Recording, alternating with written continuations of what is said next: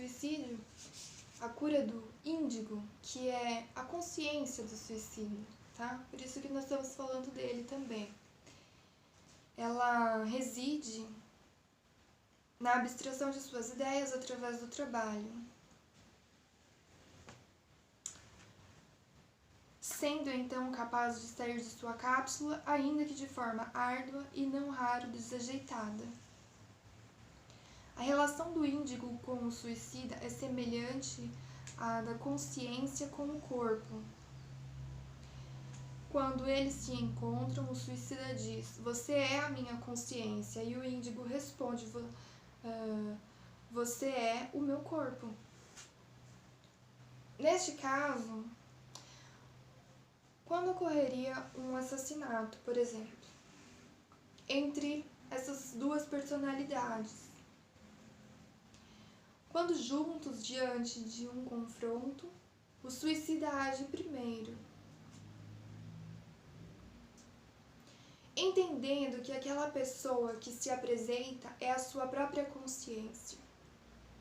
Então a mata. O índigo não pode encontrá-lo sem antes a realização de seu tratamento.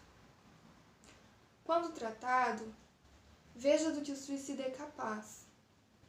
Ele desenvolveu o sentido de honra. Portanto, em sua própria consciência de caráter índigo, ele avalia em seu julgamento se o seu inimigo é ou não digno de morrer por suas próprias mãos. Ao avaliar a índole do seu inimigo, ele decide se aquele é ou não, se aquela pessoa, aquela forma corpórea é ou não a sua consciência.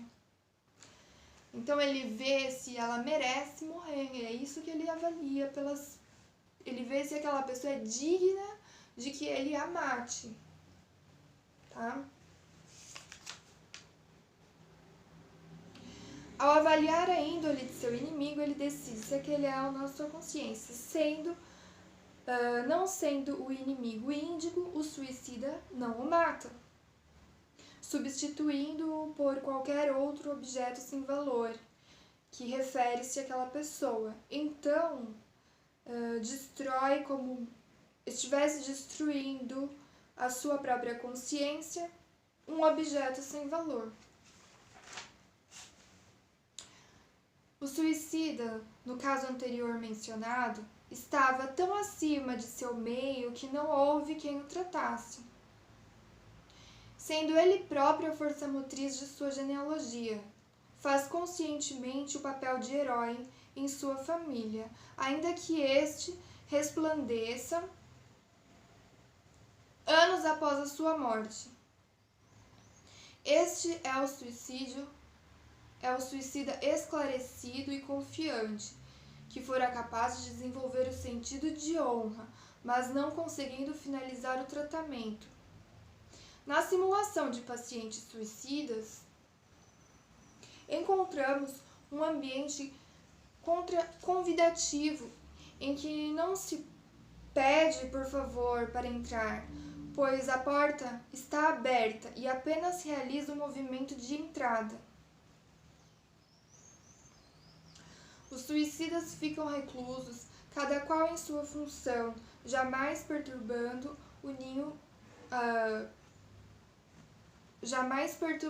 a minha presença. Naquele ambiente há lugares para se acomodar e ficar durante horas na mesma posição. O suicida não vem puxar conversa. Depois observa-se alguns passos distantes, vozes distantes, tratando de um assunto ainda mais distante. O suicida passa e não vê, também porque não deseja ser visto. Apenas estar ali é o suficiente para finalizar a simulação. Simulação esta que acaba como uma receita de bolo, aonde se é prescrito meia dose de felicidade e uma pitada de amor ou algo parecido. O que para o suicida, que não se importa em ler o receituário já é o suficiente. A presença de algo que o dê alguma atenção. Seria o suicida um cachorro? Pergunto-me sem achar respostas. Talvez não, ele apenas não necessita de mais nada. Não quer atenção, sendo o cachorro a oposição deste. Talvez o suicida não desperte em ninguém o sentimento de ódio. Pelo contrário, ele estimula a massa a segui-lo, tornando-se até um ideal de conduta humana. Existe, via de regra, um quê de perfeccionismo em sua performance. Tal perfeccionismo se deve ao fato de saber-se o primeiro. Sendo assim, ele evita ao máximo o erro. Dentre outros fatores, o grau com que exige-se da conduta do mesmo pede para que o suicida crie em seu próprio legado e assim ele o faz, para que ele crie o seu próprio legado. Sabendo-se o primeiro, ele não vê um líder, ele não vê algo que o proteja, ele é o seu próprio executor. Sabendo-se o primeiro, ele não convive com a classe menos esclarecida, obrigando aqueles que estão em um grau inferior de pertencimento genealógico a fazê-lo. Sendo assim, não se pede paciência ao suicida, algo que deve se estimular desde o início do tratamento.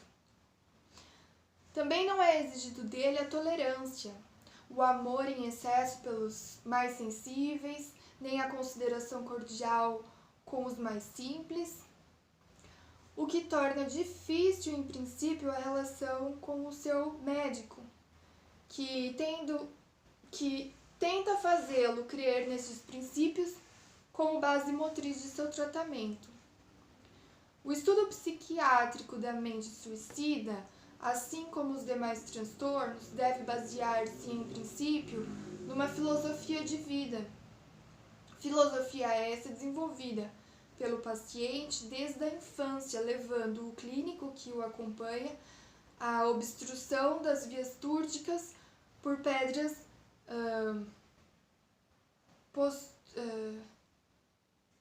prostradas na linha de pensamento do suicida.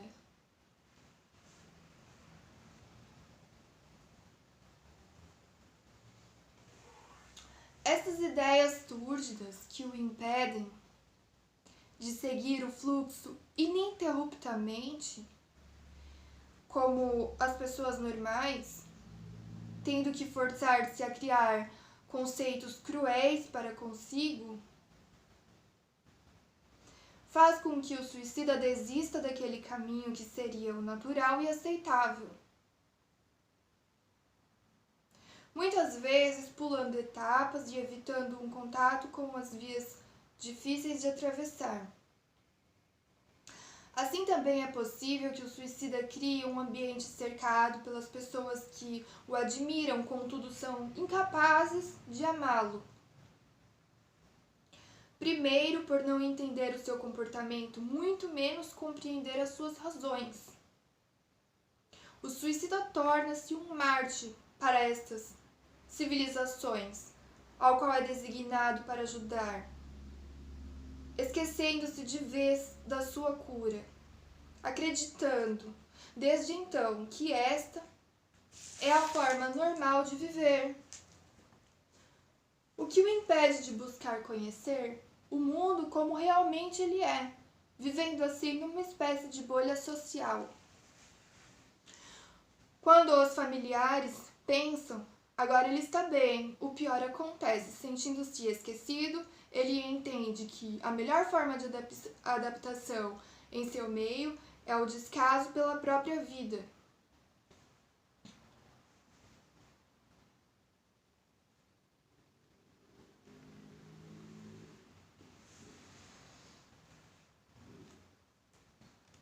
Daí o comportamento que já não questiona nada nem ninguém.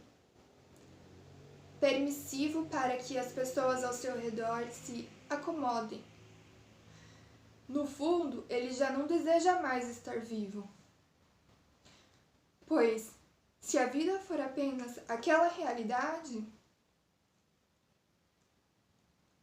pobre e fraca que lhe é apresentada, espera-se pela morte, deixando de vez de acreditar que possa existir amor em vida.